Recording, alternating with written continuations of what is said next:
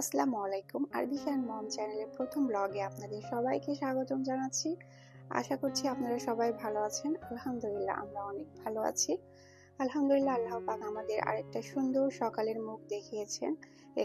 এর জন্য আল্লাহর কাছে লাখো কোটি শুকরিয়া। আর অনেক সুন্দর রৌদ্রোজ্জ্বল একটা দিন। তো ইচ্ছে ছিল বছরের প্রথম দিন থেকেই ব্লগ স্টার্ট করব, কিন্তু কিছু সমস্যার কারণে আসলে সেটা হয়ে ওঠেনি। তো যাই হোক, আশা করছি এখন থেকে রেগুলার আপনাদের সাথে কানেক্টেড থাকবো।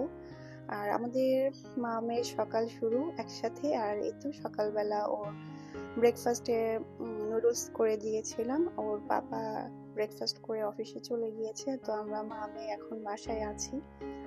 তো কি আর করার, আমি আমার ব্রেকফাস্ট করে নিয়েছি আর বিশাকে দিয়েছি। তো এখানে আমি বিছানা গুছাচ্ছি, আসলে পুরো রুম এলোমেলো হয়ে আছে। সকালের চিত্র আপনাদের সাথে একটু শেয়ার করলাম। তো এখানে আমি বেডটা গুছিয়ে নেব, আর আরিশা আমার পাশে রয়েছে। আর যেহেতু বাসায় কেউ নেই, সেই জন্য সবসময় ও আমার সাথে সাথেই থাকে।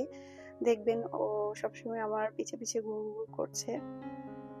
আসলে কি আর করার, ছোট মানুষ তো কোনো খেলার সঙ্গী নাই। তো আমি ওর খেলার সাথী, আমি ওর সবকিছু। তো দেখা যায় সকালবেলা আপুরা যদি বিছানাটা এলোমেলো থাকে, আমার কাছে মনে হয় কি যে বাসার সব কাজই পড়ে আছে। আর যদি বিছানাটা পরিপাটিভাবে গুছানো যায়, আমার কাছে মনে হয় কি যে বাসার অর্ধেক কাজ কমপ্লিট করে ফেলেছি। তো এদিকে কথা বলতে বলতে কিন্তু আমি আমার বেডটা ক্লিন করে নিলাম। আর আরবিশা আমাকে অনেক বেশি ডিস্টার্ব করছিল। এখানে ও অনেক কিছু বলছিল একা একা, তো সেগুলো যদি ভয়েসটা রেখে দিতাম আপনারা অনেক বেশি এনজয় করতেন আপুরা। আর শীতকালে এত বেশি কাঁথা ব্ল্যাঙ্কেট হয় কি বলবো, মাঝে মাঝে আমার গোছাতে এত বেশি বিরক্ত লাগে। তবু কিছু করার নেই, আসলে শীতকাল গরমকাল দুটোরই প্রয়োজন আছে। আল্লাহ পাক আমাদের সবকিছু ভালোর জন্যই করেন, আলহামদুলিল্লাহ। তো প্রতিদিনের মতো যেটা কাজ, আমি বিছানা গুছাবো আর আরবিশা উঠে লাফালাফি করবে। তো এখানে ওর টেডিটা দিয়ে দিচ্ছি, ওর অনেক পছন্দের টেডি এটা। ওর বার্থডেতে গিফট পেয়েছিল, ওর মামনি দিয়েছে। তো আলহামদুলিল্লাহ আমি খুব সাধারণ জীবনযাপন করি আপুরা। আর সেই সাধারণ জীবনযাপন থেকে আপনাদের সাথে আমার সংসারের টুকিটাকি খুব সাধারণ কাজগুলোই আপনাদের সাথে শেয়ার করব। জানি না আপনাদের কেমন লাগবে, আশা করছি ভালো লাগবে। আর যদি ভালো লেগে থাকে প্লিজ আমার চ্যানেলটা সাবস্ক্রাইব করে আমার পাশে থেকে যেতে পারেন। আর আমার ভিডিওগুলো যদি ভালো লাগে প্লিজ একটা লাইক কমেন্ট করে দিবেন, কারণ আপনাদের একটা লাইক আমার ভিডিওটা অনেক দূর পৌঁছে দিবে। তো এদিকে কিন্তু আমি আমার কাজগুলো করিয়ে নিচ্ছি একে একে। তো আমরা দুজন না, আমরা আমার মেয়ে, আমি আর আমার হাজবেন্ড, তিনজনের ছোট্ট সংসার। তো খুব বেশি বড় বাসার প্রয়োজন হয় না, ছোটখাটো একটা ফ্ল্যাট আমরা ভাড়া নিয়েছি। তো আমার কিন্তু সকালবেলার প্রথম কাজটা হয় যে ব্রেকফাস্ট করার পর যে বিছানাটা যদি না গোছাই আমার কেন জানি ভালোই লাগে না। এই জন্য আগে আমি গোছাগুছির কাজগুলো কমপ্লিট করে নিই, তারপরে দুপুরের রান্নার জন্য অ্যারেঞ্জমেন্ট করি।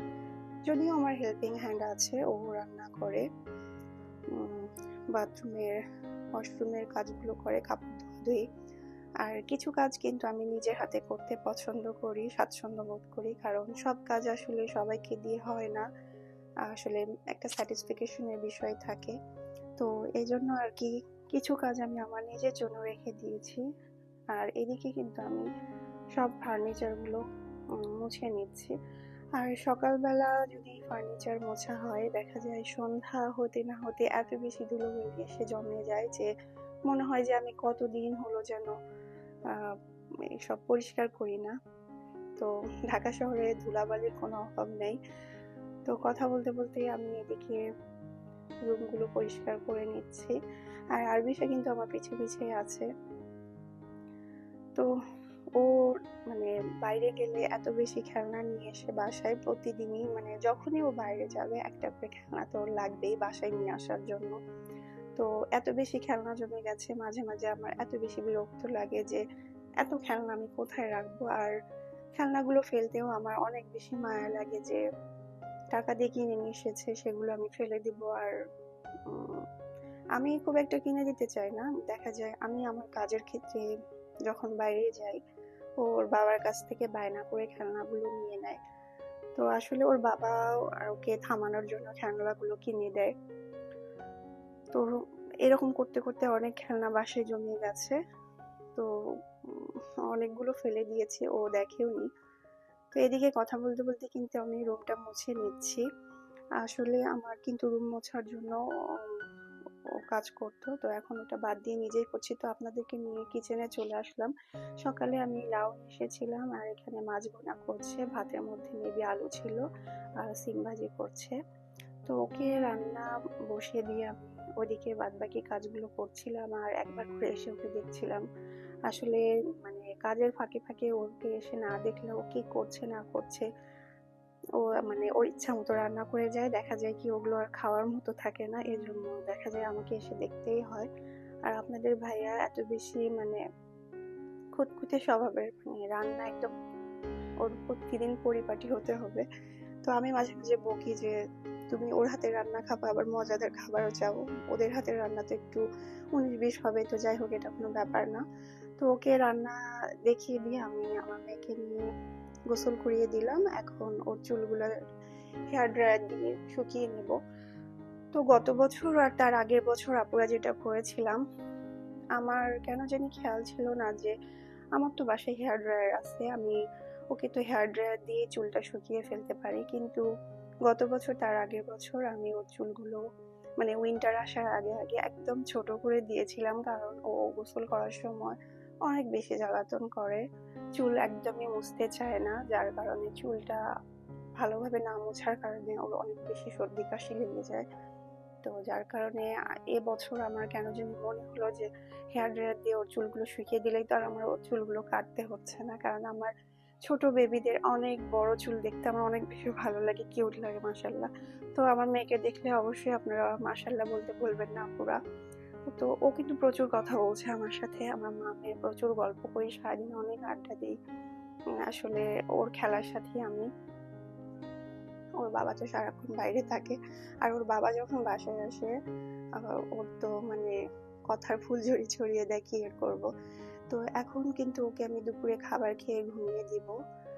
আর আপুরা প্লিজ আমার ভিডিওটা ভালো লাগলে আপনারা একটা লাইক কমেন্ট শেয়ার করে দিবেন। জানি না আমার ভিডিওটা আপনাদের কাছে কতটুকু ভালো লাগবে। এটা আমার ফার্স্ট ব্লগ, আশা করছি আমার কোনো ভুল ত্রুটি হলে ক্ষমা সুন্দর দৃষ্টিতে দেখবেন। এর আগে আমার একটা ইউটিউব চ্যানেল ছিল, তো সেটা আমি আর রান করিনি। রান করলে হয়তো বা ইনশাল্লাহ এতদিন আমি কিছুটা হলেও এগিয়ে যেতাম। আসলে আমার অতটা বেশি ধৈর্য হয় না, আর এটা অনেক ধৈর্যের জায়গা। তো বিকালবেলা চলে আসলাম চা করার জন্য। তো বিকালবেলা আমার 1 কাপ চা না হলে হয় না, দুধ চা আমার অনেক পছন্দ। তো গ্যাসের অবস্থা এরকম, শীতকালে মানে গ্যাসের চাপটা এত কমে গেছে কি বলবো। আপনাদের কার কার বাসায় এরকম সমস্যা হচ্ছে? শীতকালে আমার বাসায় তো প্রচুর গ্যাসের সমস্যা হচ্ছে, গ্যাস থাকেই না। আমি বিকালবেলা চা করতে আসছি, তবুও গ্যাসের এই অবস্থা। তো কিছুই করার নেই, এভাবেই চলতে হবে। তো কার কার দুধ চা পছন্দ আপুরা কমেন্ট করে জানাবেন। তো আজকে আমার ভিডিওটা এ পর্যন্তই। যদি ভালো লাগে প্লিজ আপনার এই আপুর সাথে থেকে যাবেন, একটা লাইক কমেন্ট শেয়ার করে দিবেন। আল্লাহ হাফেজ, আসসালামু আলাইকুম।